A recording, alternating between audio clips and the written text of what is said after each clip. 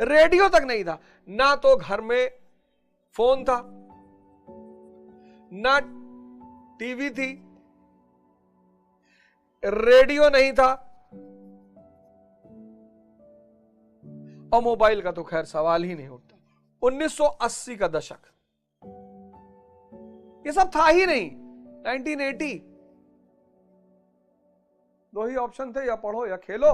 तो या तो व्यक्ति का मन मजबूत होता था या शरीर मजबूत होता था। 1990 के दशक में संक्रमण शुरू हुआ एलपीजी के साथ। पहला, सब घर में फोन आने लगा, लेकिन लैंडलाइन था सबसे ज्यादा। सब घर में टीवी आने लगी, बस यहीं से मामला बिगड़ना शुरू हुआ। 2000 का दशक, फोन, टीवी, मोबाइल,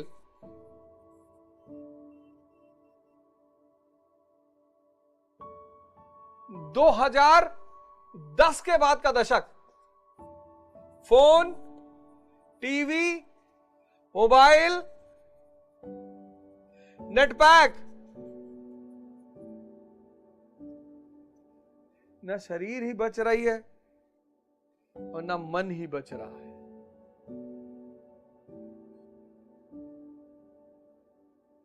खोखला होता जा रहा है इंसान।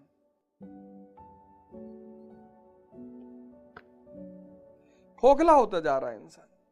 देख लो आप, 1980 के दशक में आप में से बहुत लोग रहे होंगे, आप देख लो। साइकिल से स्कूल जाते थे। या तो यहां दो ही ऑप्शन था, या तो खेलो या पढ़ो। तीसरा कोई ऑप्शन ही नहीं था। आज खेलने की जरूरत नहीं, पढ़ने की जरूरत नहीं, सब आप टीवी लिए, मोबाइल लिए, रात रात भर अकेले पड़े हैं।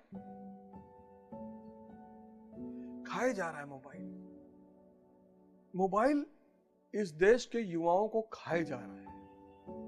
जैसे दीमक है ना लकड़ी के लिए, वैसे ही मोबाइल बन गया इंसान के लिए। जैसे दीमक है, दीमक, जैसे दीमक लकड़ी को पकड़ ले तो खा जाता है, ऐसे ही आज मोबाइल बन गया इंसानों के लिए, ह्यूमन बीइंग्स के लिए। खाए जा रहा है, मन को खाए जा रहा है, शरीर को खाए जा रहा है। आत्महत्या, डिप्रेशन, हत्या, अपराध, एक्सीडेंट्स, क्या क्या नहीं हो रहा है। आप देखो इस वक्त, देखो सुसाइड, छोटी छोटी बात पे। फलानी स्त्री हमको छोड़ के चली गई, जान रहे हो, पार्वती जी तो शंकर को छोड़ के नहीं गई और ना कभी जाएंगी। सीता जी ने तो रामचंद्र जी को नहीं छोड़ा, उनको पता था कि मेरा हस्बैंड आएगा, ठोक पीट के मार डालेगा तुमको।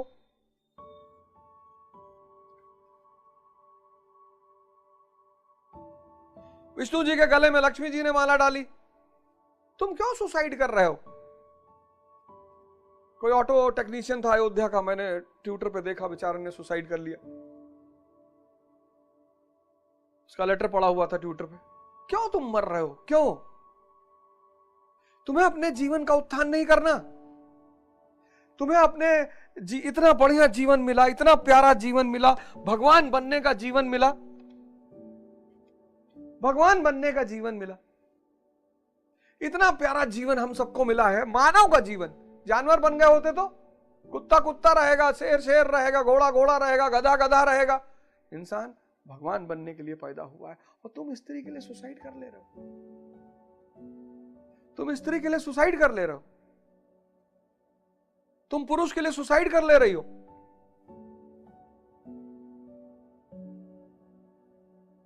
कोई भी छोड़ के जाए कष्ट तो होगा ही, लेकिन चूंकि आप अंदर से कमजोर हैं तो आप चीटेड फील करते हैं, दुखी फील करते हैं। उसी मोमेंट जिस वक्त आपको कोई छोड़ के चला जा रहा है, भारत के किसी भी एक आश्रम में भाग जाइए, किसी भी एक आश्रम में तुरंत चले जाइए कि बाहर है भगवान, और वहां आपको संत दिखाई पड़ेंगे जो छोड़ के आए हैं, एक से एक गामा, एक से एक शूरवीर, सन्यासी नहीं शूरवीर,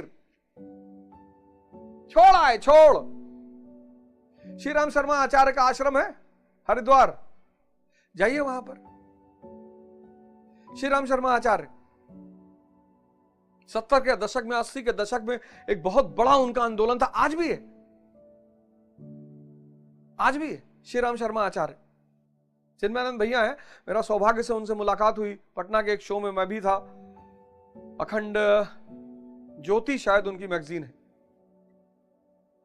चले आइए हरिद्वार पंडित श्री राम शर्मा के आचार्य के आश्रम।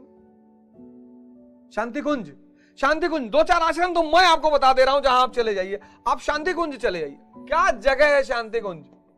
आप शांति कुंज चले जाइए।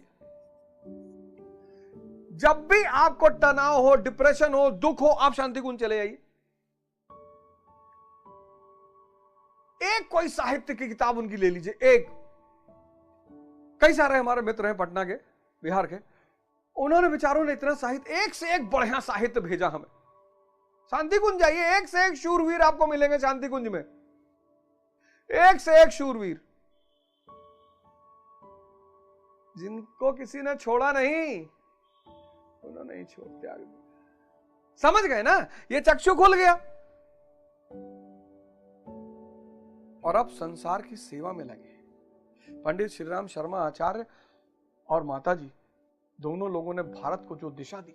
एक बार किसी ने हमसे कहा कि यार भारत, सारी पुरानी सभ्यताएं मर गई, भारत क्यों नहीं मर रहा है? अरे मैंने कहा, किसी जमाने में बुद्ध ने संभाला, किसी जमाने में शंकराचार्य ने संभाला, किसी जमाने में कबीर और नानक ने संभाला, किसी जमाने में विवेकानंद और दयानंद सरस्वती ने संभाला, किसी जमाने में पंडित श्री राम शर्मा आचार्य और महाराज अलकनंदन संभाल रहे हैं, और आगे भी संभालते रहेंगे। आप शांति कुंज चले जाइए। आपको ज्यादा जैसे दिक्कत हो, आप शांति कुंज चले जाइए। मैं दावा करता हूं जब आप वहां जब 15 दिन बाद निकलेंगे ना, एक दूसरे इंसान होंगे। आप शांति कुंज जा सकते हैं। आप कोयम्बटूर चले जाइए, सदगुरु के आश्रम, आप वहां चले जाइए। आप चले जाइए अलकनंद महाराज के आश्रम में चले जाइए, अलकनंद महाराज के आश्रम में चले, शक्तेशगढ़ चले जाइए। वहां संत महात्मा थोड़ा सा है, बाहर के लोगों को जल्दी बर्दाश्त नहीं करते। अगर आप वहां जाएंगे और बाहर वाली हरकत करेंगे, कोई पान खा रहा, कोई बीड़ी पी रहा, कोई सिगरेट पी रहा, तो 2-4 लाठी तो आपको तोहफे में मिल ही जाएगी। आप सिरसा चले जाइए,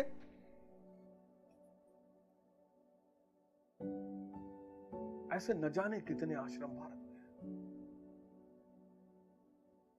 में। एक बार शांति कुंज जरूर जाइए। और मैं तो कहूंगा गर्मियों की छुट्टी शुरू हो रही है, अपने बच्चों को कहीं ना कहीं आश्रम में जरूर ले जाइए।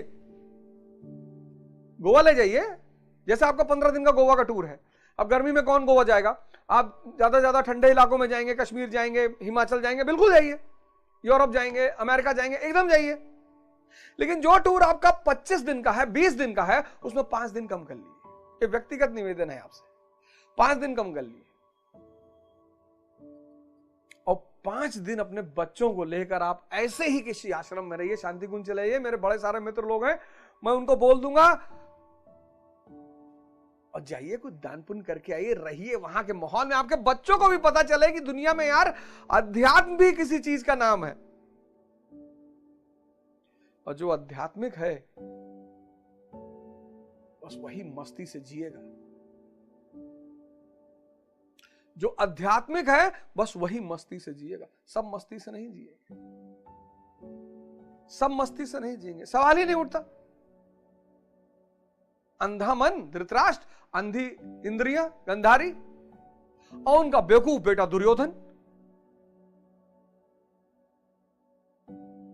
तो आज आप देखिए, सुसाइड बढ़ रही है, डिप्रेशन बढ़ रहा है। जीवन युद्ध है, संघर्ष। गुरु के बिना एक दिन नहीं चल पाओगे। तनाव, टेंशन बढ़ रहा है, रोग बढ़ रहे हैं। जिनके पास पैसा नहीं है वो बीमार पड़ गए और गलती से सरकारी अस्पताल में जाना पड़ा। मेरठ या आगरा के एक हॉस्पिटल की सीन अभी मैंने ट्विटर पे देखी कि एक इंजर्ड आदमी ब्लीड कर रहा और अस्पताल के फ्लोर पे पड़ा हुआ, कोई उठाने वाला नहीं। सब पूरी दुनिया, हमारा तो है ही है, भारतीयों का तो है ही है, उन्हें तो जाना ही चाहिए। सब आओ इस अध्यात्म की धारा में जुड़े। अपने समाज को बचाएं, देश को बचाएं, इस पूरे विश्व को बचाएं।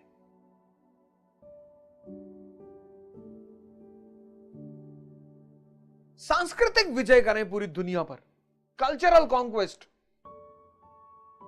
और ये जो सांस्कृतिक विजय होगी भारत के ज्ञान की, उसी को गजवाए हिंद कहा गया है। गजवाए हिंद ऐसा नहीं कि मुसलमान जाएंगे भारत से निकलेंगे और पूरे दुनिया पे कब्जा करेंगे, वो मुसलमान नहीं, ये साधु सन्यासी और भारत का ज्ञान को पता ही नहीं गजवाए हिंद क्या है।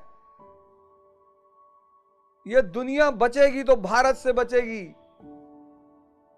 ये दुनिया बचेगी तो शांति कुंज जैसे लोगों के प्रयासों से बचेगी और ज्ञान से बचेगी, और कोई ऑप्शन है ही नहीं। बहुत अंधकार फैल गया है, अंधकार से लड़ नहीं पाओगे क्योंकि अंधकार एग्जिस्टेंशियल है, सत्य है,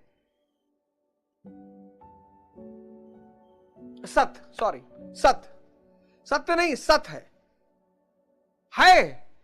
पकड़ नहीं पाओगे।